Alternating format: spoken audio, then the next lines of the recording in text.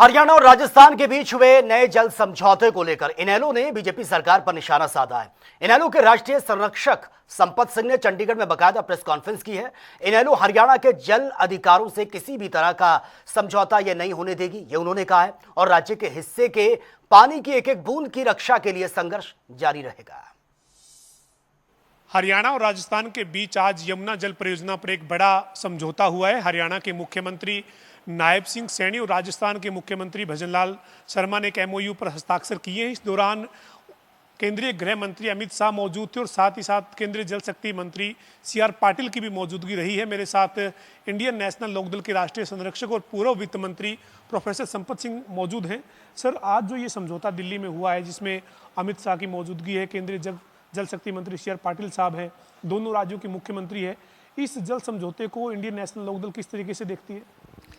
देखिए, माननीय अमित शाह जी की मौजूदगी से नज़र आता है कि हरियाणा सरकार पर बड़ा डंडा चला है। वरना जल संसाधन मंत्री थे। देखिए, अगर अमित शाह जी को काम करना है तो हमारी SYL नहर के ऊपर सेंट्रल सरकार को आदेश दे रखा है कि बॉर्डर रोड ऑर्गेनाइजेशन से, सेंट्रल फोर्सेस से आप इस नहर को बनाए कंप्लीट करें, और वो महकमा जो है सारे ये बॉर्डर ऑर्गेनाइजेशन का या सेंट्रल सर्विसेज का, सेंट्रल सिक्योरिटी का, वो सारा माननीय अमित शाह जी के पास है। तो वो काम तो कर नहीं रहे। दूसरी तरफ हरियाणा को दबाया जा रहा है, और बीजेपी ने जो है ना दबाव में आकर हरियाणा प्रदेश के अपनी कुर्सी बचाने के लिए, मैं तो ये कहूँगा कि कुर्सी बचाने के लिए ये MOU आज कर रहे हैं। क्योंकि जमुना अकॉर्ड की बात आज की बात नहीं है। ये जमुना अकॉर्ड 1954 में हुआ था 12 मार्च को, और ये 50 साल तक लागू रहना था। लेकिन उस टाइम भी जो है कांग्रेस की सरकार ने गद्दारी की हरियाणा प्रदेश के साथ, और गद्दारी करते हुए 12 मई 1994 को एक समझौता कर लिया। उससे पहले क्या था, पानी जो मिलता था 54 के हिसाब से 2/3 पानी हरियाणा प्रदेश को मिलता था वेस्टर्न जमुना कैनाल से, और 1/3 पानी मिलता था ईस्टर्न जमुना कैनाल से, यूपी को पानी मिलता था। और इसमें क्या हुआ कि बाद में इन्होंने समझौता कर लिया, और समझौता क्या किया 1994 में, एक नाम तो शामिल है।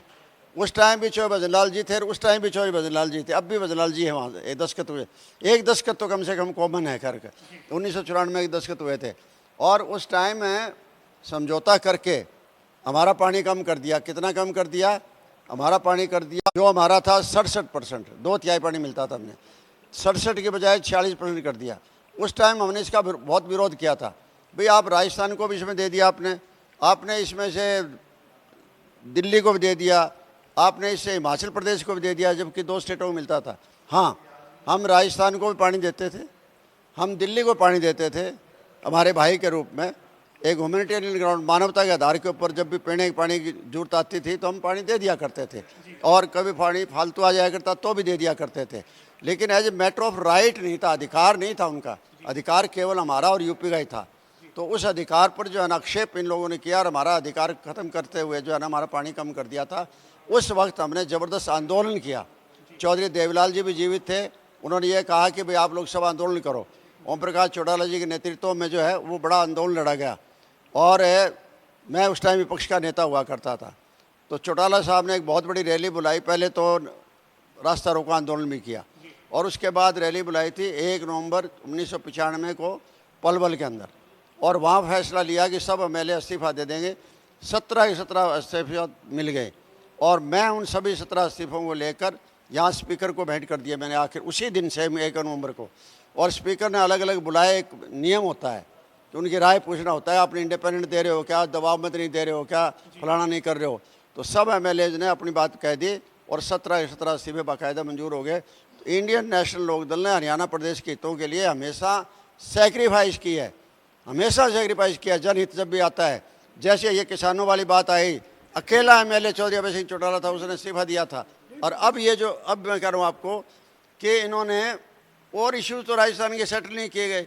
मैं इस पे आएंगे सर। अभी जो समझौता हुआ है सर, इसमें समझौते में ये कहा गया है कि 1994 के जलीय समझौते के मुताबिक बारिश के दिनों में राजस्थान को पीने का पानी जो है वो इस समझौते के तहत दिया जाएगा, इस बात का जिक्र किया गया है। तो साथ ही साथ हरियाणा के मुख्यमंत्री कह रहे हैं कि हमारे बुजुर्गों की और हमारी संस्कृति की ये परंपरा है कि प्यासे को पानी पिलाना हम सबकी साझी जिम्मेदारी है। तो साझी जिम्मेदारी है। तो पंजाब में आप वोट मांगने जा रहे हो, उनसे भी कहोगे साझी जिम्मेदारी है, दे दे हमें खैर कोई। हम कब कहते हैं, हम देते थे, लेकिन as a matter of right कर नहीं दे रहे थे हमने। इन्होंने तो मैटर ऑफ राइट मान लिया, उनका अधिकार मान लिया है। ये जो आप कह नायब सिंह जी कह रहे हैं, तो आप बयान सुनना थोड़ी देर में, राजस्थान के चीफ मिनिस्टर का सुनना। वो मोमबत्तियाँ जलाएंगे, वो थालियाँ बजाएंगे, वो तालियाँ बजाएंगे और तमाशे करेंगे अगले वोट लेने के लिए। तो उनकी सुनना ना राजस्थान वालों की। ये तो जाने बात ये कर रहा है, ये तो हमेशा हर एक चीज़ को मजाक में उड़ाने की कोशिश करते हैं। हर चीज़ को जो मजाक में उड़ा दिया, लाइटली ले लिया। ये इश्यू लाइटली लेने वाला नहीं है। ये भाईचारे के रूप में नहीं दिया आपने। कौन रोकता था आपको भाईचारे के रूप में देने के लिए? हम भी दे रहे थे, सब दे रहे थे, हर सरकार दे रही थी, भाईचारे के रूप में, मानवता के आधार पर दे रहे थे। लेकिन आपने as a matter of right है, ये ना कहिए नायब सिंह जी आप कि हमने मानवता के रूप में दे दिया है। मानवता के रूप में नहीं दिया है। उन्होंने अपना अधिकार लिया है और अपने अधिकार के ऊपर साइन करवाए हैं उन्होंने। और कौन सा, not less than the home minister. Sir, इसके बाद इंडियन नेशनल लोकदल की अब इस जलीय समझौते के बाद क्या रणनीति रहेगी? क्योंकि आपने कहा कि हमने 1 नवंबर 1995 को भी जब ये समझौता हुआ था तो मजबूती के साथ इस लड़ाई को लड़ा था। अब इस समझौते के बाद क्या रणनीति है सर? इंडियन नेशनल लोकदल का क्या कदम होगा सर? देखिए, मैं ये कहना चाहता हूँ कि इससे पहले थोड़ा सा हटके मैं कुछ और आपको जानकारी देना चाहता हूँ कि ये जो साहिबी नदी थी राजस्थान से आती थी और कृष्णावती नदी राजस्थान से आती थी। 1978 में इन्होंने बड़ी ज़बरदस्त तबाही मचाई थी हरियाणा प्रदेश के अंदर। बाढ़ आई थी उससे, और बाढ़ से नारनौल, महेंद्रगढ़ और मेवात का एरिया डूब गया था। इधर से दिल्ली से जो है ना, उन्होंने ढांसा बांध काट दिया था, तो उससे झज्जर, रोहतक ये डूब गया था। इतने त्रासदी ज़बरदस्त आई थी। उस टाइम जो है ना, चौधरी देवलाल जी ने फैसला लिया कि मसानी वो बॉर्डर पर पड़ती है हमारे, और ये जयपुर और दिल्ली हाईवे के साथ है। आप कभी जाएंगे तो आपको नज़र आएगा। वहाँ जो है मसानी बैराज कह दीजिए, आपको रिजर्वायर कह दीजिए, उस पर काम शुरू किया गया। और 89 में जब दोबारा वो चीफ मिनिस्टर बने, उसको कंप्लीट कर दिया था 69 करोड़ खर्च करके। अब वो 69 करोड़ कर दिए। लेकिन राजस्थान में स्मार्ट प्ले किया। उन्होंने क्या किया कि अपनी नदियों के ऊपर जो कच्चे बांध लिए, और कच्चे बांध लिए, पानी आए ताकि रुक जाए और आगे ना जाए, हरियाणा की तरफ ना जाए। अब वो हमारे लिए दोनों बातों में समस्या है। एक तरफ तो पानी नहीं आ रहा, और दूसरे दिन जिस टाइम बरसात ज़्यादा होगी तो टूटेंगे तो हम पानी रोकेंगे, हमारे बाढ़ आएगी। वो इशू था, तगड़ा इशू था राजस्थान के साथ सेटल करने का। जब आपसे कोई एक इशू सेटल करवाते हैं तो उसका दूसरा इशू आपको भी डालना चाहिए था, आपने नहीं किया।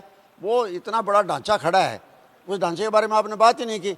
और उधर उत्तर प्रदेश के वो बड़ी बात हम कर रहे हैं, जमुना वाली बात। जमुना के ऊपर आपने 3 बांध बांधने की बात हुई थी, सेंट्रल गवर्नमेंट ने कही थी उस टाइम। और विद्याचंद्र शुक्ल थे, कांग्रेस के चीफ मिनिस्टर हुआ करते थे, जल संसाधन मंत्री होते थे। उन्होंने ये बात कही, और मंत्री थे जो जितने भी मुख्यमंत्री थे, सब ने ये हुआ कि यहाँ केसाऊ डैम बनेगा, यहाँ डैम बनेगा रेणुका, यहाँ बनेगा आपका लखवार ब्यासी बनेगा, डैम बनेगा, उससे पानी बढ़ जाएगा। वो तीनों आज तक कहाँ हैं? ये बात तो पूछी नहीं किसी ने, कहाँ खड़े हैं? आज 32 साल हो गए हैं, 32 साल के अंदर एक को भी आपने तक कंप्लीट नहीं किया। तो आप किस बात की बात कर रहे हैं? हमें समझ में नहीं आ रहा कि किस तरह के एग्रीमेंट जो आप करते जा रहे हैं। और दूसरी तरफ मैं कांग्रेस पार्टी से पूछना चाहता हूँ कि आपका स्टैंड क्या है?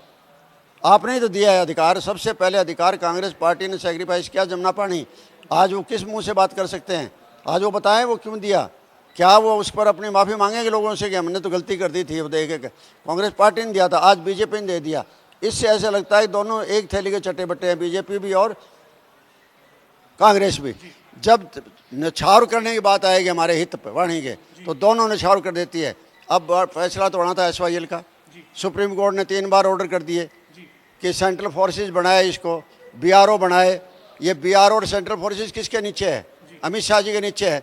अब मौका था चीफ मिनिस्टर को, अमित शाह जी को कहने के लिए, अमित शाह जी आप अपनी बॉर्डर ऑर्गेनाइजेशन भेजें, CRP भेजें, BSF भेजें वहाँ, और हमारी SYL नहर को पूरा करवाएं। ये मौका था, वो तो किया नहीं है। और वहाँ ताली पीट के आगे हैं कि हमने तो रिश्ते नाते दे दिया। क्या रिश्ते नाते दे दिया? रिश्ते नाते तो हमारे ज़्यादा है। नायब सिंह सैनी जी का मेरे ख्याल में कोई रिश्ता राजस्थान में है ही नहीं, हमारे हैं, मेरे रिश्ते हैं। मेरा नानका भाई है, मेरे बाप का नानका भाई है, मेरे दादे का नानका भाई है, हमारी मोश यहाँ बुआ सारी राजस्थान में आई हुई है। लेकिन बात यह स्टेट की बात है। लेकिन अब इंडियन नेशनल लोकदल का क्या कदम होगा सर इस मुद्दे पर? Indian national Lokdal party meeting बुलाएंगे हम आगामी टाइम में, बात करके जब भी चौधरी अभय सिंह चौटाला जी को फुर्सत मिलेगी, उनके नेतृत्व में मीटिंग होगी। और उस टाइम जो है ना, हम सभी की राय लेकर क्या फैसला करते हैं वो तो समय बताएगा, क्योंकि समय के अनुसार ही फैसले लिए जाते हैं और बहुत मुद्दे आने लग रहे हैं। एक मुद्दे पर भी नहीं है, बहुत मुद्दे हैं जिन पर आगे हमें फैसले लेने हैं, तो जल्दी मीटिंग में बुलाएंगे और उसमें फैसला लेंगे। बहुत बहुत शुक्रिया सर। हमारे साथ इनेलो के राष्ट्रीय संरक्षक और पूर्व वित्त मंत्री प्रोफेसर संपत सिंह थे। वो कह रहे हैं कि जो 3 डैम बनने थे वो अभी तक बने नहीं है, 32 साल हो चुके हैं और SYL का पानी जो हरियाणा को पंजाब से मिलना चाहिए उसके ऊपर कोई फैसला जो है वो सरकार नहीं ले पाई, चूंकि नहर का निर्माण करने का आदेश सुप्रीम कोर्ट का हो चुका है, लेकिन इसके बावजूद नहर का निर्माण शुरू नहीं हुआ है। इसके बावजूद जो पानी है यमुना से वो एक लिखित समझौते के तौर पे, एक कानूनी समझौते के तौर पे जो है वो आज MOU किया है और ये हरियाणा का जो हित है वो राजस्थान को देने का काम भाजपा की सरकार ने किया। इसके साथ ही प्रोफेसर संपत सिंह ने 1994 में हुए जलीय समझौते पर कांग्रेस पर भी निशाना साधा है। वीडियो जर्नलिस्ट विजेंद्र सिंह के साथ पवन सिंह और जनता TV, चंडीगढ़।